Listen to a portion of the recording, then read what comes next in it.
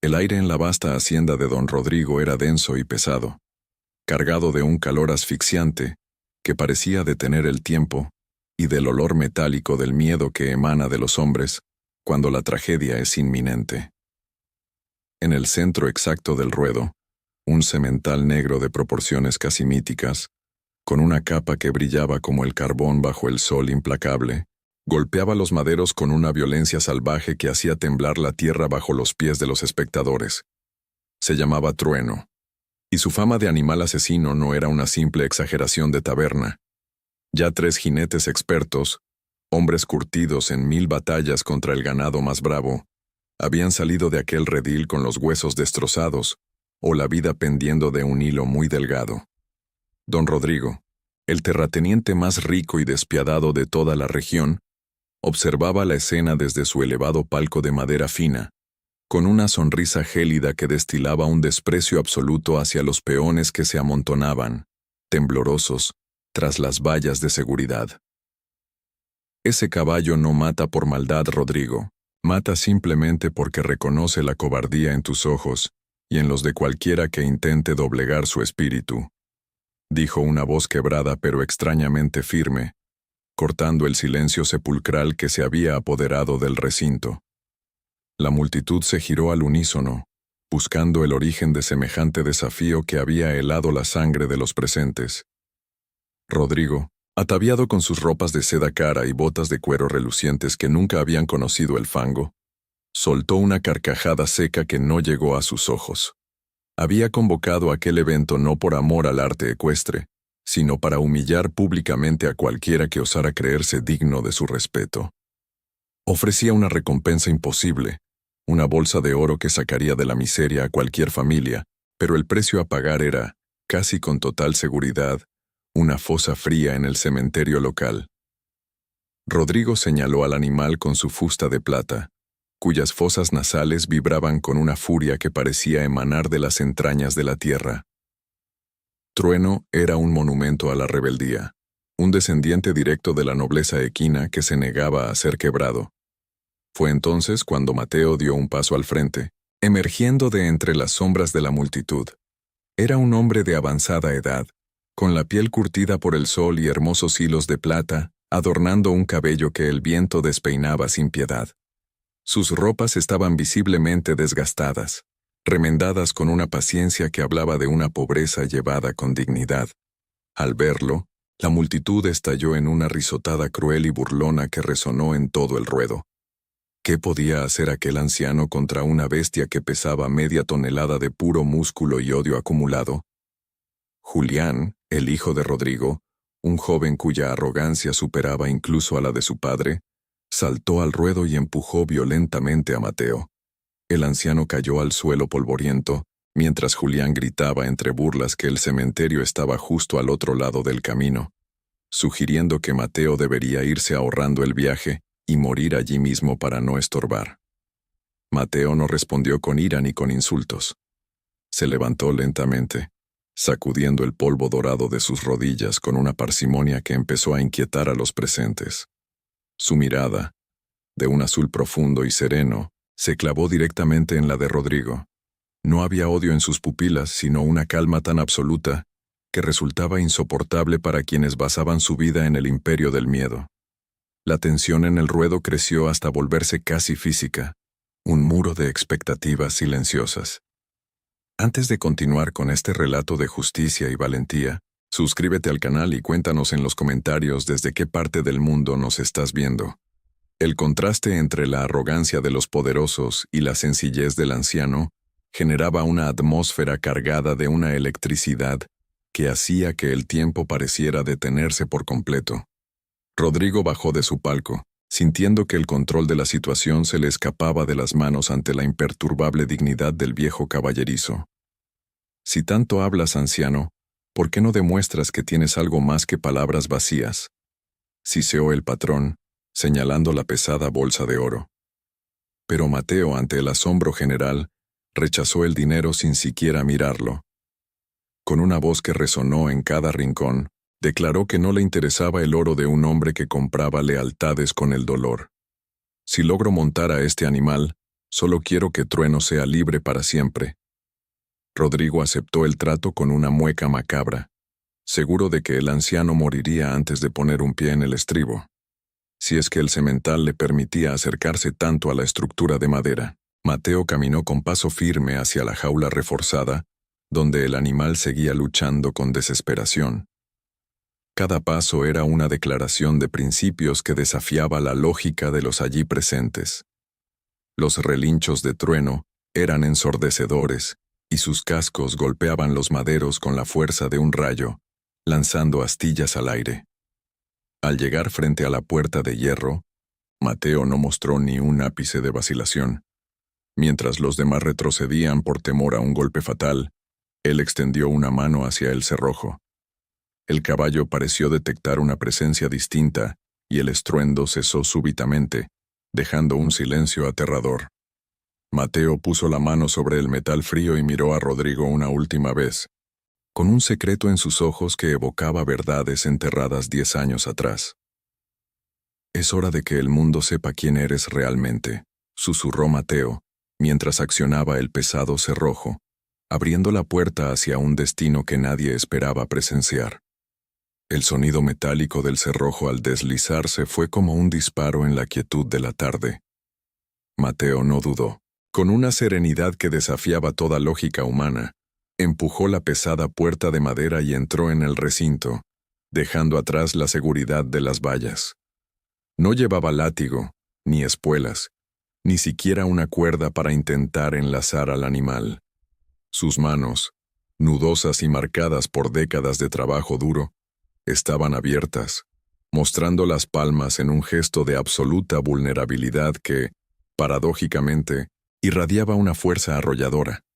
La multitud, que apenas unos segundos antes se deshacía en burlas y carcajadas, guardó un silencio tan profundo que el único ruido perceptible era el latido acelerado de cientos de corazones y el resoplido rítmico del semental. Don Rodrigo y su hijo Julián observaban la escena con los rostros lívidos, una mezcla de incredulidad y una rabia contenida que empezaba a transformarse en desconcierto. Trueno, que minutos antes parecía un demonio desatado intentando derribar la cerca con la fuerza de sus cascos, se detuvo en seco. Sus orejas, antes pegadas al cráneo en señal de agresión, se movieron con curiosidad. Sus fosas nasales vibraron, inhalando el aroma de aquel hombre que no olía a miedo ni a ambición, sino a una extraña y antigua familiaridad. El animal no atacó. Permaneció estático, como si una fuerza invisible lo hubiera anclado al suelo polvoriento del ruedo. Fue entonces cuando Mateo rompió el silencio con algo que nadie esperaba.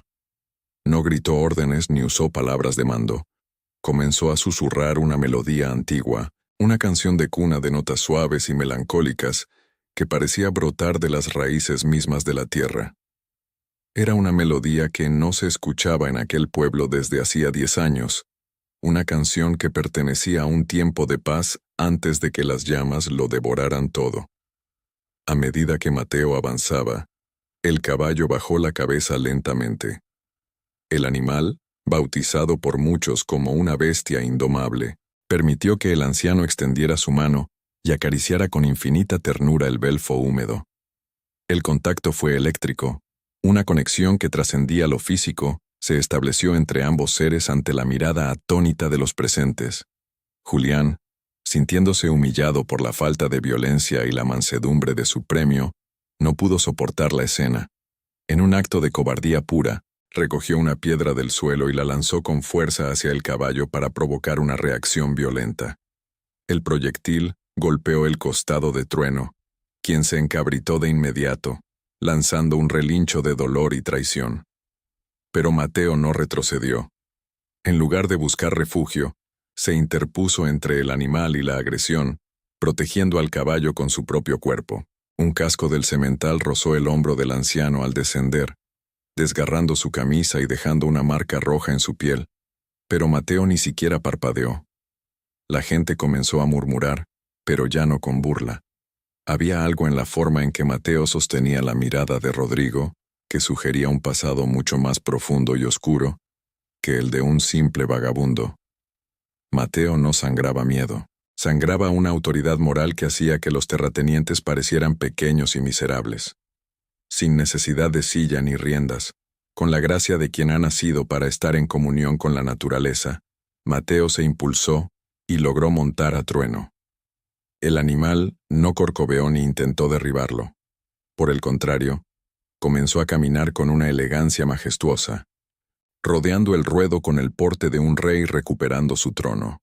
Rodrigo, temblando de rabia y sintiendo cómo su imperio de terror se desmoronaba frente a sus ojos, gritó desde el palco con la voz rota por la furia: ¿Cómo es posible que esa bestia te obedezca a ti, un don nadie, un muerto de hambre? Mateo detuvo al caballo frente al patrón y, con una voz que cargaba el peso de una década de silencio, respondió: Porque él recuerda el fuego, Rodrigo, y recuerda muy bien quién fue el cobarde que lo dejó atrás para que ardiera. La revelación cayó sobre la plaza como una tormenta, dejando a Rodrigo sin aliento y al pueblo entero conteniendo el aire ante la verdad que estaba a punto de estallar. Las palabras de Mateo cayeron como ceniza ardiente sobre la arena del ruedo, extinguiendo hasta el último rastro de la soberbia de don Rodrigo. El terrateniente retrocedió un paso, con el rostro palideciendo hasta alcanzar un tono cadavérico que delataba su terror interno. El anciano, erguido sobre el lomo de Trueno, no necesitaba riendas ni espuelas, pues el vínculo que lo unía al animal era de sangre, memoria y una lealtad que el dinero jamás podría comprar. Fue entonces cuando Mateo reveló el secreto que el pueblo había ignorado por una década. Trueno no era un animal salvaje por naturaleza, sino el descendiente directo de aquella yegua valiente que, entre llamas y humo asfixiante, había intentado salvar a la esposa de Rodrigo durante el gran incendio del establo principal. Aquel incendio, que todos recordaban como una tragedia accidental, fue en realidad un plan fríamente trazado por la avaricia. Rodrigo, asfixiado por deudas y ambiciones oscuras, había provocado el fuego para reclamar un seguro millonario, ignorando cruelmente que su propia esposa se encontraba en el pajar buscando un momento de soledad. Mateo, que en aquel entonces servía como el jefe de caballerizas más leal de la hacienda, fue el único que se atrevió a desafiar al infierno para rescatarla. Sus pulmones se llenaron de humo negro, y sus manos se ampollaron mientras intentaba sacarla de los escombros ardientes. Ella, en sus últimos suspiros de vida, le entregó un sobre manchado de hollín y lágrimas, una confesión redactada con urgencia, tras descubrir las intenciones de su marido días atrás. Pero la justicia en esas tierras estaba comprada. Rodrigo, con su red de influencias y su lengua viperina, logró torcer la realidad a su antojo. Acusó a Mateo de negligencia, de robo y de haber iniciado el fuego en un ataque de locura, usándolo como el chivo expiatorio perfecto para ocultar su propio crimen. Mateo fue golpeado, humillado públicamente y desterrado del pueblo bajo una lluvia de piedras, cargando con una culpa ajena mientras el patrón reconstruía su imperio sobre las cenizas de su propia familia. El anciano metió la mano en su jubón desgastado y extrajo aquel papel amarillento, doblado con un cuidado casi religioso. Al desplegarlo frente a la multitud, el silencio fue tan absoluto que se podía escuchar el susurro del viento entre los árboles. La caligrafía de la difunta esposa de Rodrigo era inconfundible para los veteranos del lugar. La carta detallaba cada amenaza, cada movimiento sospechoso y el miedo profundo que sentía hacia el hombre que juró protegerla. La multitud, que minutos antes se burlaba de los hilos de plata en el cabello de Mateo, ahora miraba a don Rodrigo con un horror visceral. El miedo que el terrateniente había sembrado durante años se evaporó en un instante, reemplazado por un desprecio colectivo que pesaba más que cualquier cadena de hierro. Julián intentó intervenir para defender el honor de su linaje, pero la mirada de su padre, hundida en una vergüenza que ya no podía esconder, lo detuvo en seco. Rodrigo, acorralado por la verdad y por los ojos acusadores de todo un pueblo que ya no bajaba la cabeza, intentó sacar su arma en un último acto de desesperación. Sin embargo, antes de que pudiera desenfundar, una muralla humana se formó frente a Mateo. Los peones, los jornaleros y hasta los humildes comerciantes se interpusieron con firmeza, arrebatándole al tirano el poder que solo el temor le otorgaba. Ya no había pistolas ni gritos que pudieran silenciar la verdad que recorría la hacienda como un río desbordado. Rodrigo cayó de rodillas sobre el polvo, no por un golpe físico, sino por el colapso total de su imperio de mentiras. Mateo no buscó venganza física ni derramamiento de sangre, pues su alma no albergaba el mismo veneno que la de su antiguo patrón. Simplemente acarició el cuello de Trueno, y con un suave movimiento de sus piernas, el semental giró con una elegancia majestuosa. Juntos atravesaron los portones de la hacienda, dejando atrás el eco de una injusticia que finalmente había sido reparada ante el sol de la tarde. El astro rey comenzaba a ocultarse en el horizonte, tiñendo el cielo de un rojo intenso que recordaba al fuego del pasado, pero que esta vez anunciaba un nuevo comienzo para todos. Mateo y el caballo que nadie podía domar se perdieron en la distancia, transformándose en una silueta que caminaba libre de las sombras. Los establos de Rodrigo quedaron en un silencio sepulcral, vacíos de la vida que el miedo solía alimentar. El hombre que todos llamaban loco resultó ser el único con el corazón lo suficientemente limpio como para mirar a los ojos a una bestia y encontrar en ella a un hermano. Nadie volvió a reírse de él, porque ahora todos sabían que la verdadera fuerza no está en el látigo, sino en la justicia. Al final, el silencio se apoderó del lugar, dejando la lección de que un corazón íntegro siempre será más poderoso que cualquier imperio, construido sobre el dolor ajeno. Aquel día, la dignidad regresó al pueblo para no marcharse jamás.